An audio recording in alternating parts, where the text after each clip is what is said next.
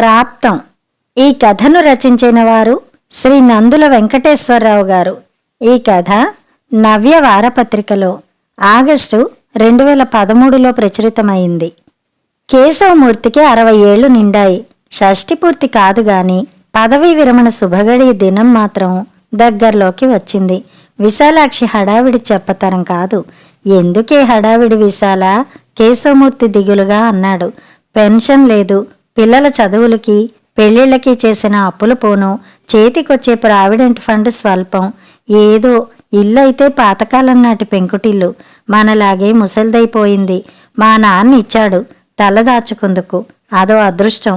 జీతం పూర్తిగా వచ్చిన నాడే 2 పూటలా తినలేదు. ఇంక భారమైన ముసలి జీవనంలో ఏం తింటాం? నిట్టూర్చాడు కేశవమూర్తి.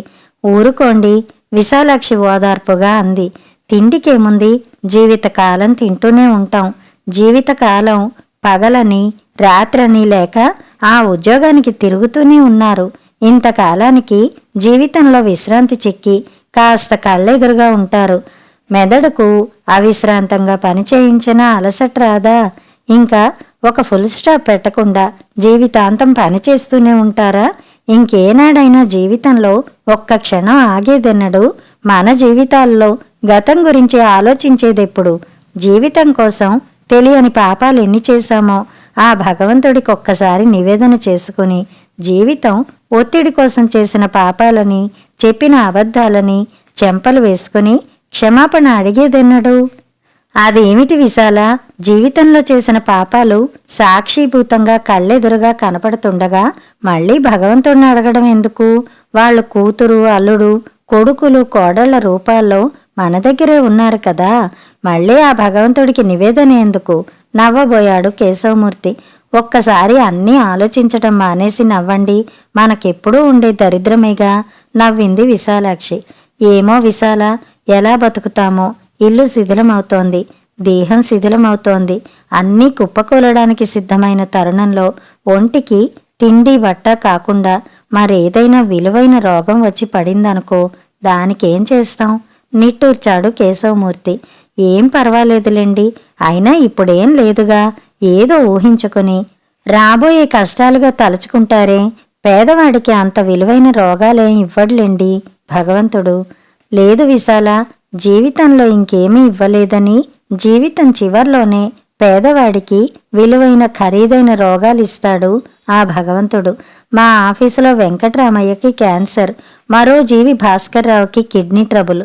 మహానుభావ, వెనకటికి ఎవడో సుళ్ళు చూడమంటే పుళ్ళు చూశాట. అలా ఉంది మీ భాగవతం. 2 మంచి ముక్కలు చెప్పండి స్వామి అంటే అదొస్తే ఎలా, ఇవొస్తే ఎలా అని ఊరికే ఊహాలోకాల్లోకి వెళ్ళిపోతారు. ఇంకా ఆపండి విసుగ్గా అంది విశాలాక్షి.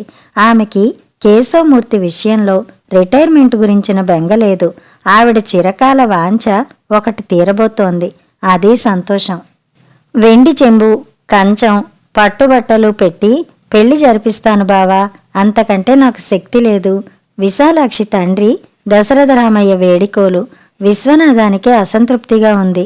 ఎంత ప్రైవేట్ కంపెనీలో పనిచేసినా కనీసం 3-4 వేలు కట్నం పలుకుతాడు కేశవమూర్తి. సంబంధం కుదిరిందనగానే కట్నం ఎంత అని ప్రశ్నిస్తుంది సమాజం. పైగా పెద్దవాడికి 3,000 కట్నం తీసుకున్నాడు. రెండోవాడికి కూడా అంతకంటే తక్కువ తీసుకుంటే నలుగురిలో నామర్థ. కానీ ఏం చేయగలడు? బావమరిది కూతురు. బావమరిది ఏమీ లేనివాడు. తాను రొక్కించినా ఏమీ తీసుకురాలేడు. తను కాదంటే భార్య చిన్నబుచ్చుకుంటుంది.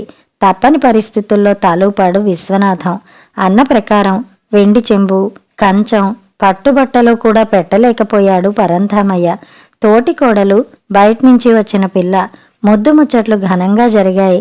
అత్తగారు తులసమ్మ తమ్ముడు కూతురని అక్కన చేర్చుకున్న రోజు తోటికోడలు ఘనంగా బావగారికి వెండి కంచంలో భోజనం పెట్టడం, ఆ పక్కనే భర్త అరిటాకులో భోజనం చెయ్యడం మనసుకు ముళ్ళు గుచ్చినట్టుగా ఉండేది విశాలాక్షికి. అలాగే కట్నం లేని తనకు ఇంటి చాకిరీ కూడా ఎక్కువ ఉండేది.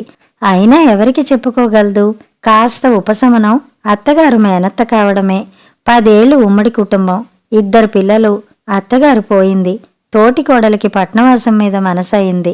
అంతకంటే ఈ రోజుల్లో పిల్లల చదువులకి బోలెడు డబ్బులు కట్టించుకునే కాన్వెంట్లు ఎక్కువయ్యాయి. అందుకే చేస్తున్న ఉద్యోగం మాని మామగారి సహాయంతో పట్నంలో వ్యాపారం మొదలుపెట్టాడు బావగారు. 2 ఎకరాల పొలం, పెంకుటిల్లు. పొలాన్ని పెద్ద కొడుక్కి ఇచ్చాడు మామగారు. అది అమ్ముకుని వ్యాపారంలో పెట్టుబడిగా ఉపయోగించడానికి బావగారు పట్నం చేరాడు. తమకి పెంకుటిల్లు దక్కింది. ఉద్యోగంలో సంపాదించింది తన పేర వేసుకుని పెద్ద కొడుకు పంచన చేరాడు మామగారు. ఆ కోడలు మాట్లాడదు. అయినా ఆ కోడలంటేనే ఇష్టం మామగారికి. తనెంతో వినయంగా ఒదిగి ఉంటుంది. ఆయనంటే ఎంతో గౌరవం చూపిస్తుంది. ఆయనకిష్టమైన విధంగా పచ్చళ్ళు కూరలు చేస్తుంది. అయినా విశ్వనాథానికి పెద్ద కోడలే ఇష్టంగా తోచింది. కేశవమూర్తి ఇది కావాలని అడగడు. ఇంటికి యజమానిగా బాధ్యతగా అన్నీ అమర్చడానికే ప్రయత్నం చేస్తాడు. విస్తట్లో భోజన పదార్థాలకేసి చూస్తాడు గాని విస్తరి ఎలా ఉందన్న ఊహే పోదతనికి. కాని ఇంతకాలం విశాలాక్షిలో అణిగి ఉన్న కోరిక మళ్లీ బయటికి వచ్చింది. ఎలాగైనా ఒక వెండి కంచం చేయించాలి. అతడికి అందులో భోజనం చేస్తుంటే దగ్గరుండి వడ్డించాలి. ఆ తర్వాత దాన్ని కడిగి గుడ్డతో తుడిచి కావిడి పెట్టెలో భద్రం చెయ్యాలి. ఇది విశాలాక్షి ఆలోచన. తన తండ్రి కట్నం కింద ఇస్తానని ఒప్పుకుని ఇవ్వలేదు కాబట్టి ఆ కంచం చెంబు తన కష్టార్జితం మీద చేయించాలి. అంతేగాని కేశవమూర్తి తెచ్చిన సంపాదనలో పొదుపు చేసి కాదు. ఇది విశాలాక్షి సంకల్పం. వీధి చివర మహిళలకు టైలరింగ్లో శిక్షణ ఇస్తున్నారు. టైలరింగు, స్టిచ్చింగు అన్నీ నేర్పుతారు. మిషన్ మీద కుడితే కుట్టుకూలి కింద వసూలు చేసిన దాంట్లో సగం ఇస్తారు. దాంట్లో నెలసరి, సాలుసరి, పొదుపు పథకాలున్నాయి. సబ్సిడీ మీద మిషన్ ఇస్తారు. ఇంటి పనులకు ఇబ్బంది లేకుండా పొద్దుట 10 నుంచి సాయంత్రం 5 గంటల దాకా పని చెయ్యొచ్చు. కేశవమూర్తి నవ్వాడు. ఎందుకీ వెర్రి విశాల? సంపాదించి ఏం చేద్దామని? 4 ఏళ్లు పట్టింది మిషన్ కొనుక్కోవడానికి. ఆ తర్వాత తన కల నెరవేర్చుకోవడానికి ఏవో ఒక అడ్డంకులు. పిల్లల చదువులు, అనారోగ్యాలు, ఇంటి మరమ్మతులు. ప్రతిసారి ఈసారితో అయిపోతుంది అనుకునేలోగా మరొకటి వస్తూ ఉండేది. జీవితం మరి. ఈలోగా బంగారం, వెండి ధరలు పెరిగిపోసాగాయి. పిల్లలకి 20 ఏళ్లు వచ్చాయి. పిల్లాడికి 16. సంసారం కొద్దిగా గాడిన పడింది. విశాలాక్షి బజారుకు వెళ్ళింది. వెండి కంచాలు రకరకాలు.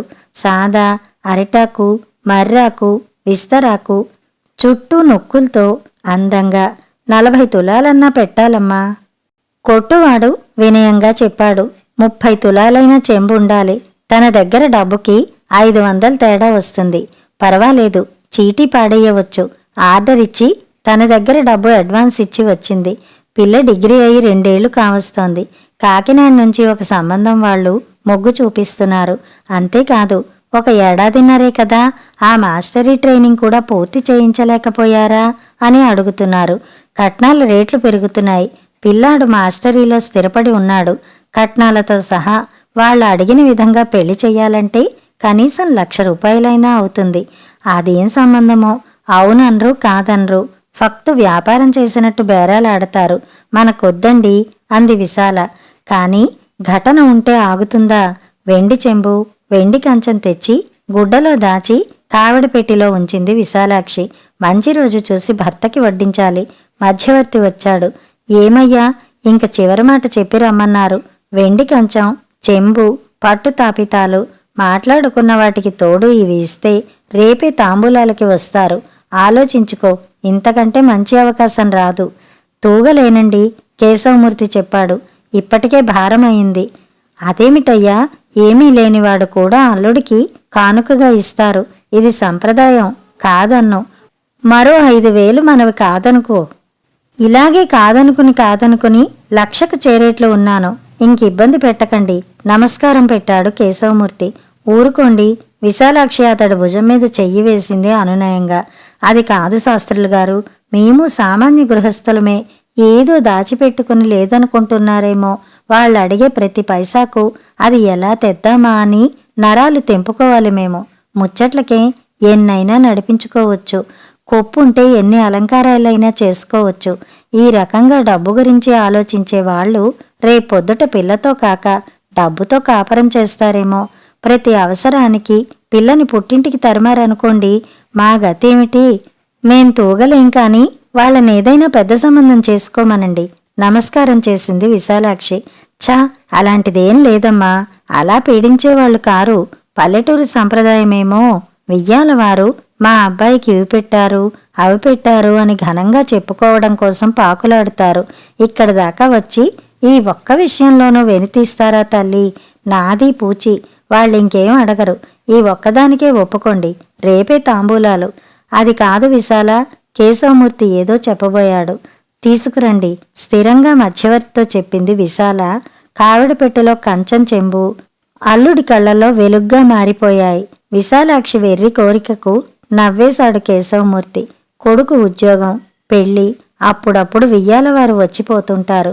అప్పుడు హోదాగా భర్తకు వెండి కంచంలో భోజనం వడ్డించి మరచెంబుతో నీళ్లు పెట్టి వెండి గ్లాస్ పక్కనే పెడదామని విశాలాక్షి కోరిక. కష్టం మీద పెళ్లినాటికి వెండి చెంబు కంచం తయారయ్యాయి. పెళ్లి ముందర పెట్టుడు ముహూర్తంతో ఒడుగు. పూర్వం ఒడుగు ముహూర్తానికి పెద్ద తతంగం. 5 ఏళ్ల కుర్రాడికి ఒడుగు ముహూర్తం ఖరారు చేసి పంచశిఖలు పెట్టించి యజ్ఞోపవీత ధారణ చేయించి గాయత్రి మంత్రధారణ, సంధ్యావందనం అంతా శాస్త్రీయంగా ఉండేది. ఇప్పుడు అంతా హడావిడి. పెళ్లి రాత్రి అయితే పొద్దుటే ఒడుగు జరుగుతోంది. బ్రాహ్మడికి ద్విజుడు అన్న సంప్రదాయం నామకహ తయారైంది గాని శాస్త్ర పరిరక్షణ లేదు.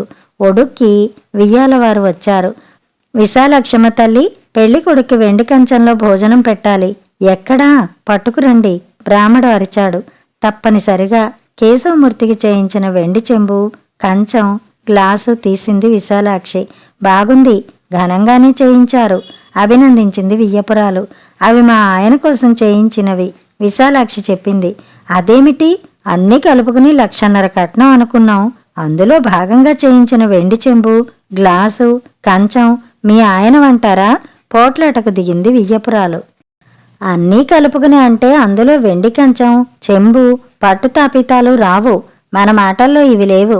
మామగారు ఎంత దరిద్రుడైనా అల్లుడికి కానుకలిస్తాడు. కావలిస్తే మీరు చేయించి మీ అల్లుడికి పెట్టుకోండి, ఘాటుగానే చెప్పింది విశాలాక్షి. ఇరు పక్షాల వాదాలు కొనసాగుతూనే పెళ్లి జరిగిపోయింది. పెళ్లి కూతురు అన్నిటితో పాటు వెండి కంచం, చెంబు సర్దేసుకుంది. పోనీ విశాల, కేశవమూర్తి ఓదార్చాడు. కంచం, చెంబు వాడి దగ్గరుంటేనే, నా దగ్గర ఉంటేనే. అది కాదండి, కట్నం కట్నం అంటుంది. 5 పైసలు మనకు చూపించిందా? పిల్లకి అది చేయించాను, ఇవి చేయించాను అని లెక్క చెప్పింది గాని ఆడపిల్ల పెళ్లి కంటే ఎక్కువ ఖర్చయింది మనకు మగపిల్లవాడి పెళ్లికి. భోరుమంది విశాలాక్షి. అయినా ఆ తల్లిని చూసారా? ఆ ఒద్దికలో పెరిగిన పిల్ల మన ఇంట కాపరం చేస్తుందా?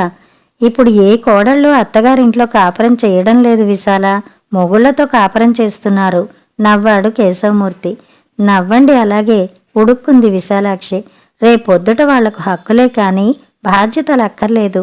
కన్న తల్లిదండ్రుల బాగోగులు పట్టించుకోకుండా వాళ్ల వరకు వాళ్ళు బతికితే అప్పుడు తెలిసి వస్తుంది. అయినా జాతకాలు చూపించారు. ఏమన్నాడండి ఆ సిద్ధాంతి? సిద్ధాంతి చూసేది మొగుడు పెళ్ళాల జాతకాలు సరిపోతాయా లేదా అనే కాని అత్తలు కోడళ్లకు జాతకాలు సరిపోతాయా లేదా అని కాదు విశాల. నవ్వుతూ వెళ్ళిపోయాడు కేశవమూర్తి. మళ్ళీ ఇన్నాళ్లకు ఉద్యోగ విరమణ సందర్భంగా విశాలాక్షిలో ఆ కోరిక మళ్లీ తలెత్తింది. భర్తకు వెండి కంచం, చెంబు చేయించాలి, అందులో వడ్డించి ఆయన తింటుంటే చూడాలి. తన సొమ్ము అచ్చిరాలేదేమో, అది ఆయన సొమ్మైనా పర్వాలేదు అనుకుంది విశాలాక్షి. ఉద్యోగ విరమణ సందర్భంగా కేశవమూర్తి ఆఫీసు వాళ్ళు ఘనంగా ఒక్కొక్కళ్ళు 500 వేసుకున్నారు. ఆయన ఏం చెప్పినా నవ్వుతారు. మీరు చెప్పండమ్మా, అయ్యగారికి ఏం కొనివ్వమంటారు? విశాలాక్షిని అడిగారు. తక్కువ పడిన 3,000 ఇస్తాను, వెండి చెంబు, కంచం చేయించండి, విశాలాక్షి చెప్పింది. ఇన్నాళ్లకు విశాలాక్షి కోరిక తీరబోతుందా? బ్రాహ్మల వేదమంత్రాల మధ్య కేశవమూర్తిని స్టేజ్ ఎక్కించారు. విచిత్రంగా కొడుకు కోడలు వచ్చారు. కూతురు అల్లుడు మామూలే. ఇదేమిటమ్మా, మెడ బోసిగా ఉంది, పరామర్శించింది కోడల్ని విశాలాక్షి. ఈ మధ్య ఇల్లు కడుతున్నాం అత్తయ్య, ఆయన వస్తువులన్నీ బ్యాంకులో పెట్టారు, కోడలు దిగులుగా అంది. సాయంత్రం పెద్ద ఫంక్షను. ఇదిగో ఈ చంద్రహారం 4 గాజులు వేసుకో, నేను ఈ నల్లపూసల గొలుసు వేసుకుంటాను, మనస్ఫూర్తిగా కోడలికిచ్చింది విశాలాక్షి. కూతురు ఒక్కంట ఇవన్నీ కనపెడుతూనే ఉంది. ఫంక్షన్ దిగ్విజయంగా జరిగింది. ఆ రాత్రి వచ్చేసరికి 11 దాటింది. వెండి కంచం, చెంబు గుడ్డలో మడతపెట్టి కావిడి పెట్టెలో ఉంచింది. ఏనాటి కల తనది. రేపట్నుంచి కేశవమూర్తికి ఆ వెండి కంచంలో భోజనం పెట్టాలి తృప్తిగా అనుకుంది. పొద్దుటే వెళ్ళిపోయారు కొడుకు కోడలు. అమ్మా, శ్రావణి పెళ్లి కుదురుతోంది అని కూతురు ఉపోద్ఘాతంగా ప్రారంభించింది. శ్రావణి విశాలాక్షి మనవరాలు. బాగుందమ్మా, ఆనందించింది విశాలాక్షి. వాళ్ళు కట్నాలే కాక వెండి చెంబు కంచం అడుగుతున్నారు. మనకేమో మీ అమ్మా నాన్న ఉన్నారు కదా, ఒప్పుకుందాం అంటున్నారు మీ అల్లుడు గారు. అదేమిటమ్మా, ఇంత కట్నం లాంఛనాలు అన్నీ ఇస్తున్నారు, వెండి చెంబు కంచానికి మా భరోసా కావలసి వచ్చిందా? విశాలాక్షి చిరాకు పడింది. అదేమిటే అలా అంటావు? మనవరాలి పెళ్లికి తాతగారు ఇచ్చే కట్నం ఘనంగా ఉండొద్దా? అయినా ఈ వయసులో ఆయన ఆ వెండి కంచంలో తినాలంటావా? పెళ్ళైన తర్వాత కూతురికి అత్తగారి లౌక్యం, మొగుడి తెలివితేటలు అబ్బాయి. లేదమ్మా, అది నా కోరిక, విశాలాక్షి చెప్పింది. చాదస్తం కొట్టిపారేసింది కూతురు. అప్పటికే కేశవమూర్తి వెండి కంచం, చెంబు తెచ్చి అక్కడ పెట్టాడు. విశాలాక్షి కళ మళ్లీ మొదటికొచ్చింది. 10 గంటల వేళ అలమారలో చిన్న పెట్టిలో గాలిస్తోంది విశాలాక్షి. ఏమిటి విశాల? అడిగాడు కేశవమూర్తి. గొలుసు గాజులు కనబడ్డం లేదండి, రాత్రి కోడలు నా ఎదురుగా ఇందులోనే పెట్టింది, విశాలాక్షి కంగారుగా అంది. లేదు విశాల, అత్తగారు నా మెడ బోసిగా ఉండడం చూడలేక నాకిచ్చారు అని పొద్దుట వెళ్లేటప్పుడు మెడలో వేసుకు వెళ్ళింది. హతాసురాలై కూలబడిపోయింది విశాలాక్షి. 10 మందిలో చిన్నతనంగా ఉంటుందని వేశాను గాని కోడలికి ఇవ్వలేదండి. కానీ ఈ విశాల, దాన్నే ప్రాప్తం అంటారు. నాకు వెండి కంచం చెంబు ప్రాప్తం లేనట్లే నీకు కూడా బంగారం ఒంటి మీద ఉండే ప్రాప్తం లేదు. నిర్వికారంగా ఓసారి నవ్వి పేపర్ చూడసాగాడు కేశవమూర్తి. కథ సమాప్తం.